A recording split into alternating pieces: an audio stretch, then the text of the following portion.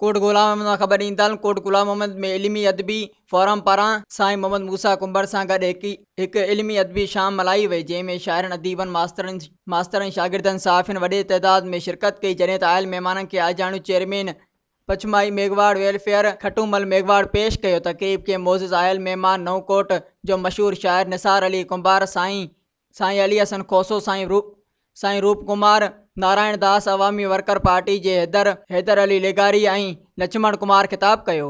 जी रहबरी आहे तो जेका राह मूंखे असूलनि जी ॾसी अॼु मूं लाइ उहा रोशनी जी दरी आहे। तुंहिंजी अखियुनि जे आलाइण जो अहसासु आहे थियो, तुंहिंजी अखियुनि जे आलाइण जो अहसासु आहे थियो, जवानी जॾहिं बि के भाकुरनि में भरी आहे। ऐं मां गमनि मां जॾहिं बि आज़ादु थियसि ईअं लॻो। हिकिड़ो माण्हू गमनि में ॾुख में जा आथत खां पोइ आज़ादु थींदो आहे त साईं जी आथत हमेशह असां सां गॾु थींदी वेंदी आहे। ऐं जॾहिं बि गमनि में अकेलो थींदो आहियां साईं खे फ़ोन करे वठंदो आहियां त मां गमनि मां जॾहिं बि आज़ादु थियसि त ईअं लॻो तुंहिंजी हर दुआ अॼु तारनि मां तरी आहे। दुनिया केॾी वाधाबनि जी भरी आहे, मूंसां तुंहिंजे रूह जी रहबरी आहे। ऐं सिक ऐं सोच सावन में समायल आहे मुंहिंजे। असांजो हीउ जेको अॼोको हेॾो शानदार ऐं बहितरीनु प्रोग्राम आहे, हीअ इल्मी अदबी फोरम ऐं नौजवान मेघवाड़ सत्र जेको असांजो आहे इन जो गॾियल हिकिड़ो प्रोग्राम आहे।